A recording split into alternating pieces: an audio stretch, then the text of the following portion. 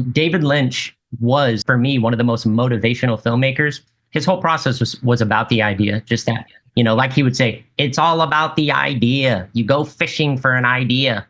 Just meditate on that one idea and you let it consume you. You try to feel it. And then you just let that lead you through every single step of the process. I get an idea and I start overthinking. I start outlining every little thing, thinking about every plot point, doing character backstory, like just corrupting the idea in a way. So this script was like my attempt of taking Lynch's advice to heart and having an idea and then not really doing anything else except letting that idea consume me and then just writing.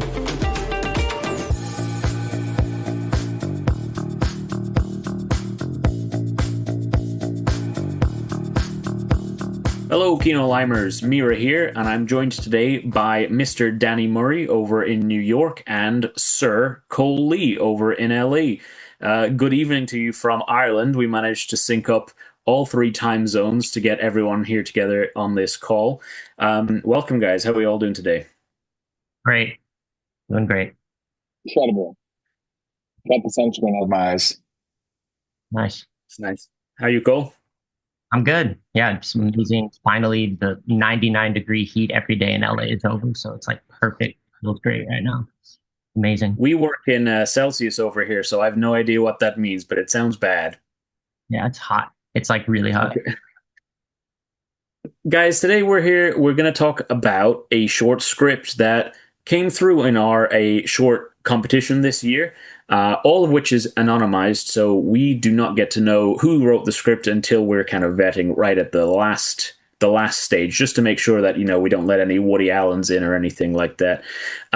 Now, we did that this year, and we found that there was a slight conflict of interest because one of the top 26 that we were going to push through was written by Cole, our very own. And today we just wanted to get together and briefly talk about this script. Cole, you can say the name of it because I don't want anyone clipping me saying it.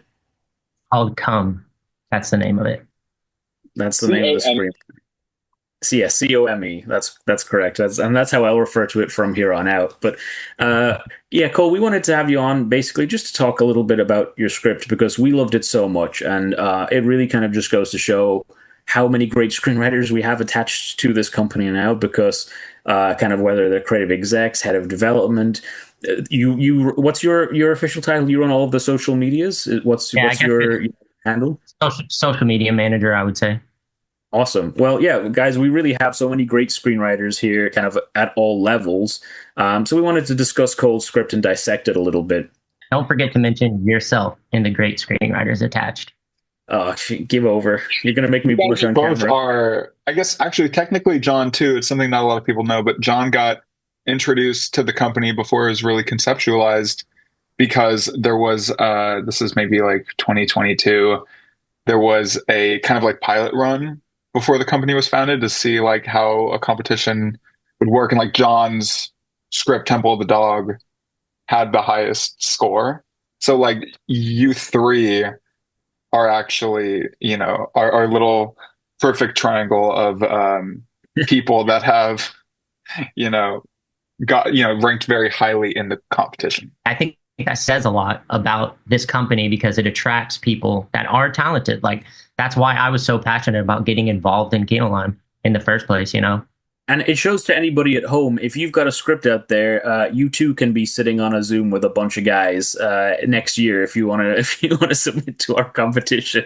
Please be our guest. So, guys, without for any further ado, let's talk about your screenplay, COME. So we've congratulated you, and we've talked a little bit about. I mean, can you give us kind of a brief, a log line or a synopsis about what this screenplay is? Because I mean, while Danny and I are huge fans, it's extremely hard to put a finger on the pulse of what this screenplay is. It's weird, it's Lynchian, it's a little bit experimental, kind of got a Jodorowsky kind of vibe at times, maybe. Can you tell us kind of in your own words what this screenplay is in your own mind?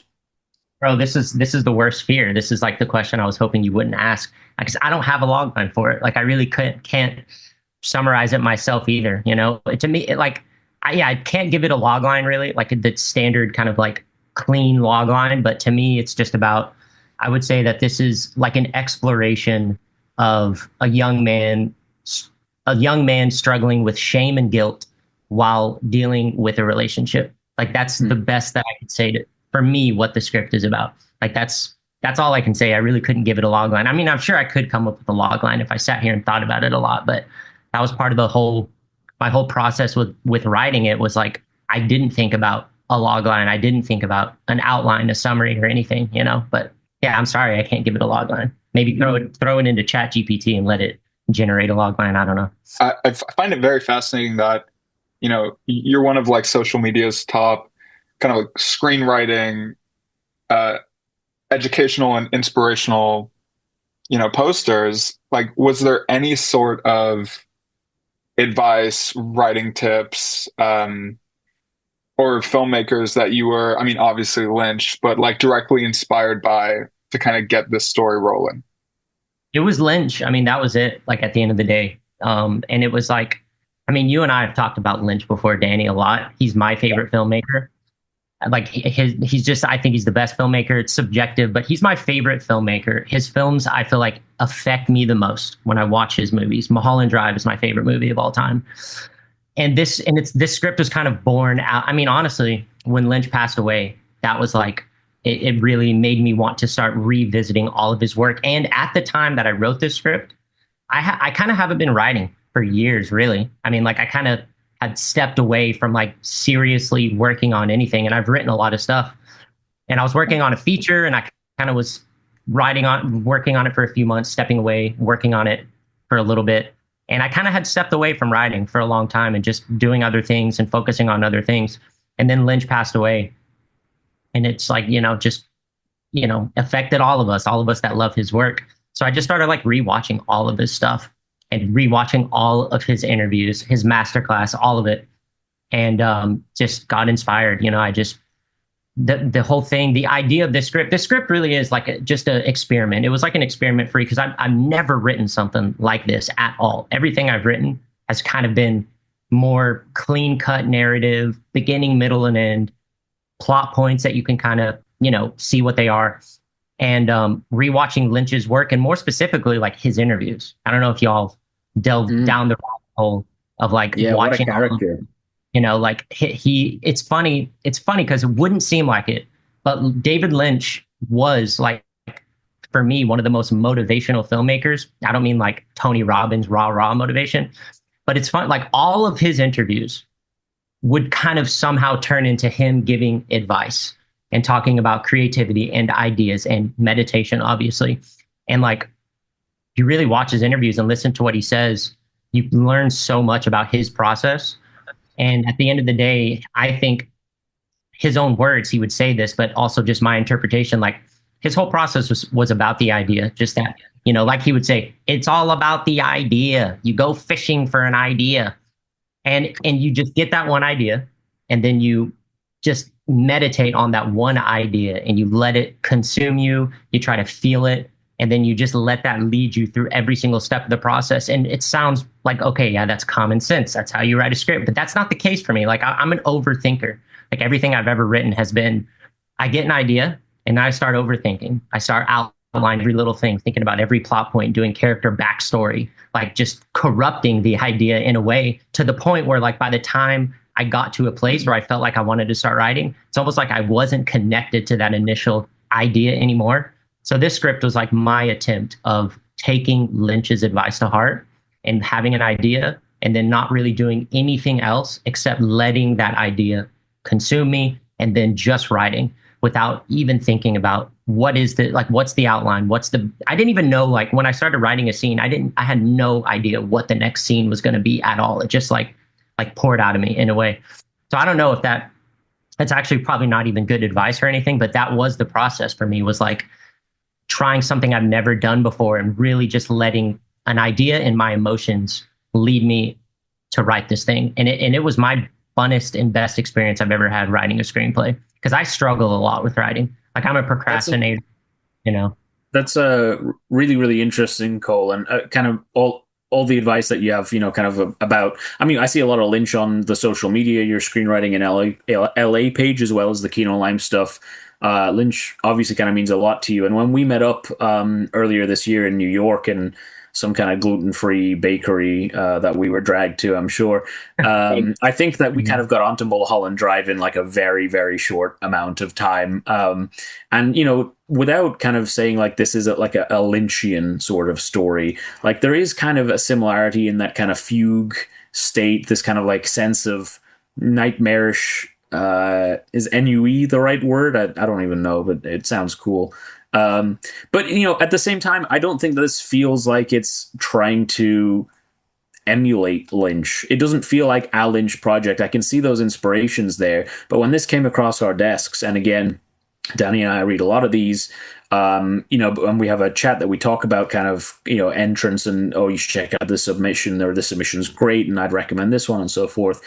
We did kind of, it felt like this weird kind of, it was so different from anything else. It really straddles the line between having a narrative and being like a completely experimental sort of film. So, I mean, it really feels, completely like its own thing. One of the comments I had to Danny and to John was that this writer, because we didn't know that this was Kole behind this screenplay. It really feels like they opened this tap, this faucet, and they didn't know what it was going to mean from one scene to the next, but it ended up kind of meaning a lot. But also I don't know what that actually looks like when I try to quantify it.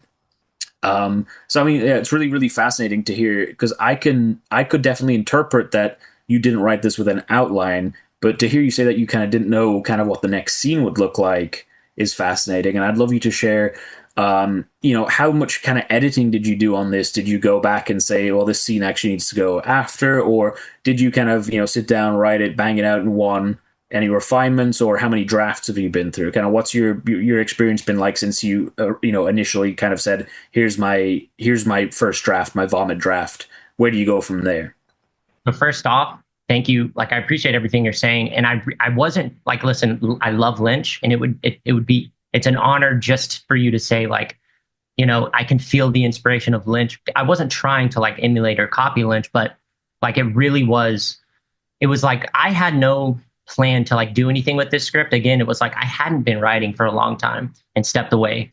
And it's like, I wanted to just do something I've never done before to hopefully kind of motivate myself to like get back into the process of writing. And like I was saying a second ago, like I struggle with writing. Like I love it. And when it's going well, and maybe Mira, you can attest to this. To me, you seem like a prolific writer, like the blog posts you write and like your scripts are amazing. But like, I really struggle with it. When it's going well, I feel like I'm high. But pretty much every other minute, it just feels like I'm overthinking, I'm procrastinating.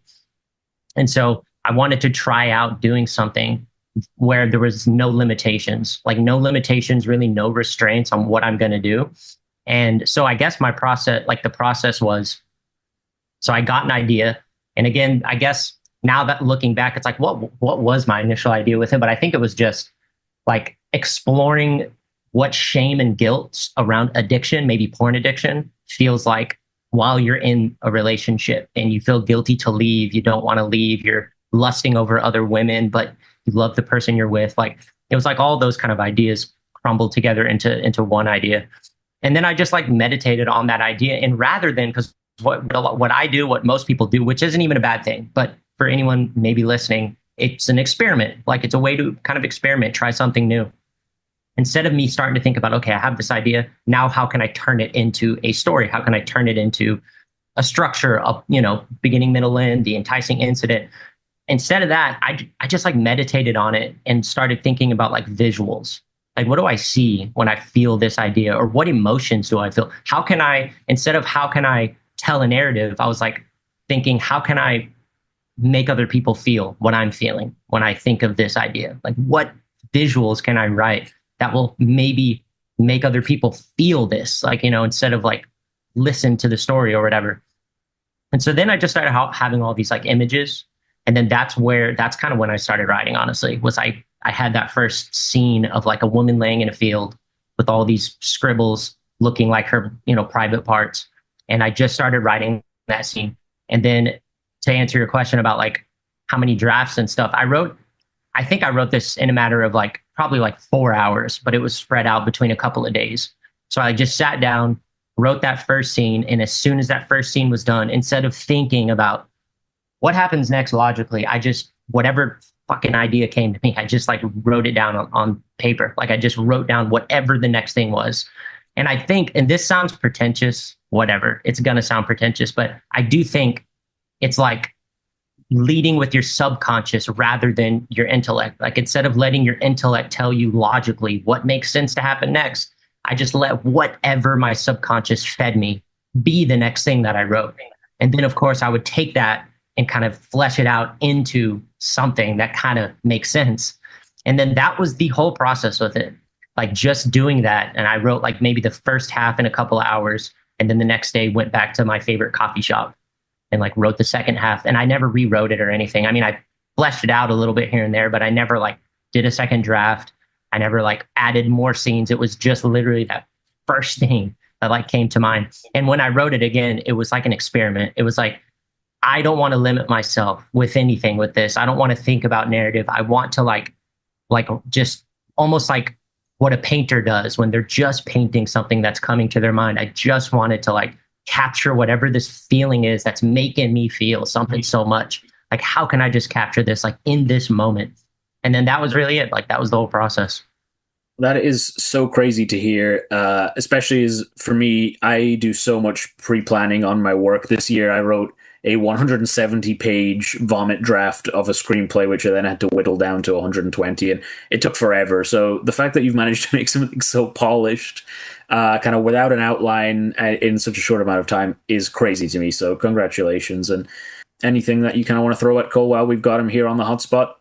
My first read through, I kind of interpreted the story as like the kind of suffocating feeling of like wanting to approach someone that maybe you know you're not good enough for, or like a kind of creating an entire parasocial relationship with someone that you won't ever actually plan on pursuing. And then my second read was entirely different. My second read, it almost felt like a man, kind of like, not to bring it back to Lynch, but like an Eraserhead story of someone who's just like suffocating in their kind of like confined life. And then potentially what I'm fascinated in understanding from your perspective is like where did these two elder characters play into the story for you? Like what was your motivation for adding them? I haven't cracked them at all. I think it was like, well, first off, I appreciate everything you're saying. And just to touch on one thing, because you said like your first read, it was this, your second read, it was this. When I finished writing it, the first thing I did, which Stephen Fingleton talked about this actually on his like recent podcast episode, which y'all should go, anyone who hears this, go listen to it. It's amazing. Nice plug, Kole. I love this podcast. It's an honor to even be on here because this really is a great podcast. But he was talking about how like one of the best tips you can do when you're writing is kind of like talk to other people about it. Send your ideas around, talk with friends about it, maybe send an outline around and just kind of bounce it off with people. So like the first thing I did when I wrote it was, I've connected with a lot of amazing people on social media through my account. So I sent my script to like 10 or 15 people that like I've just kind of become friends with and said, hey, would love your feedback on this. More importantly, what's your interpretation? Like, what does this make you feel? Like, what do you think? And every single person had a different interpretation. There were common things, like everyone just had their own interpretation, which again, this is probably going to sound like dumb or sound pretentious, but that was a part of my intention with writing this was like, that's what I love about cinema so much. It's like, it's so subjective in every film. Every single person sitting in the theater is probably going to interpret it in a different way, and it's all valid. Everyone's kind of interpretation is valid. That's the beauty of it for me. So I did write this really intentionally wanting to like write something that everyone might feel and see in a different way. Like depending on where you're at in life, you might like the elder people might connect to you more. Like if you're in a certain place in life, or like, the woman in the field might connect to you more. So anyway, the women in the field or the elder people, I don't know. I mean, again, I think it was like on the surface, what comes to mind for me when I was writing that first scene where the elder guy was introduced introduced was, I think it's just maybe a metaphor for the young man's future self, like where he could end up in the future if he doesn't change his ways, or he doesn't do what he wants to do, or he doesn't reach out to that girl that he's crushing on in the park, or whatever it is. I think it was kind of like just like the archetypal kind of like future self, there to kind of remind the young man where you're going to end up, or maybe what's important. I think that's all it really was to me. And the woman, the elder woman, which I think she's in the scene where he's standing in the line, if I'm remembering correctly.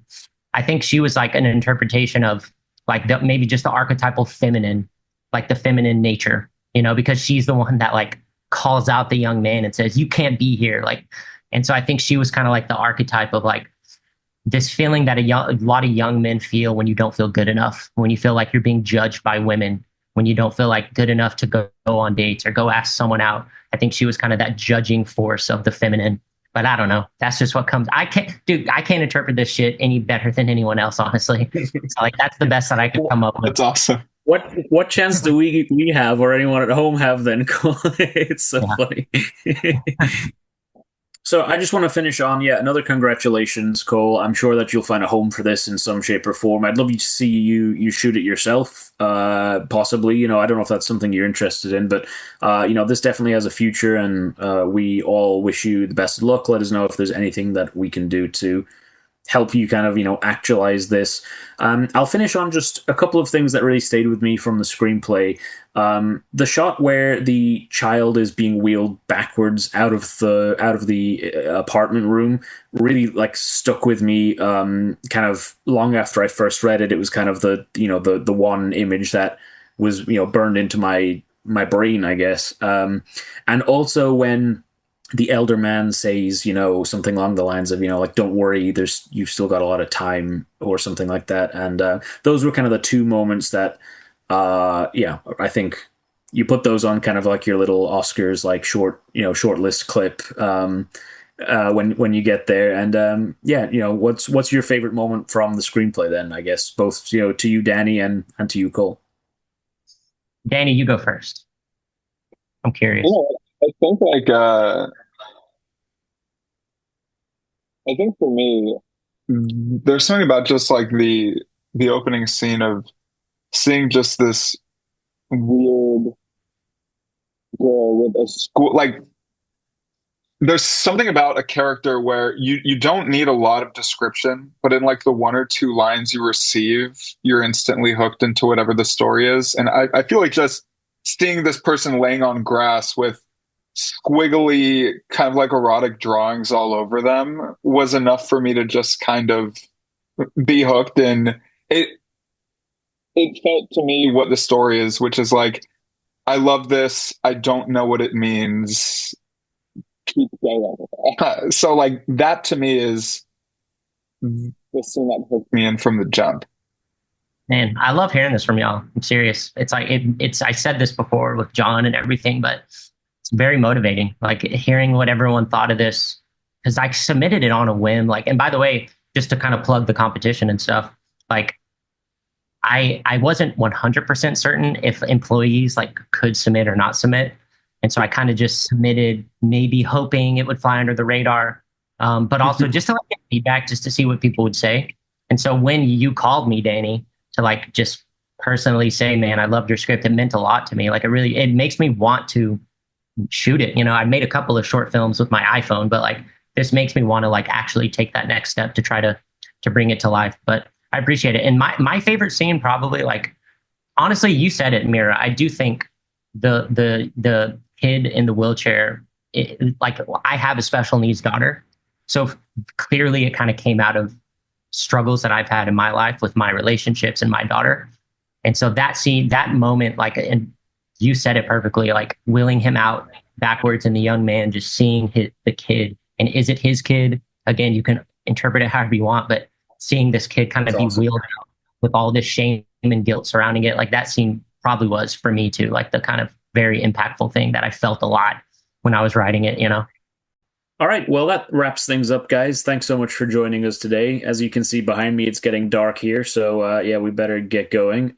Thanks, it's been a pleasure to discuss this with you. And yeah, once again, congratulations, Cole. Danny, thank you for joining us today. And everybody at home, check out Cole's screenplay. I'm sure we'll have it linked down below someplace. Maybe you should have read it before you listened to this discussion. I don't know. Maybe that was probably the better way to do it. But we're here I now. think so, because it's so surreal and ambiguous and up for interpretation. No matter what you heard, it's probably wrong. Read it yourself. 100%. All right, guys. Well, yeah, thanks so much. And I'll see you all soon. Thanks again, Cole, and best of luck. Thank you so much.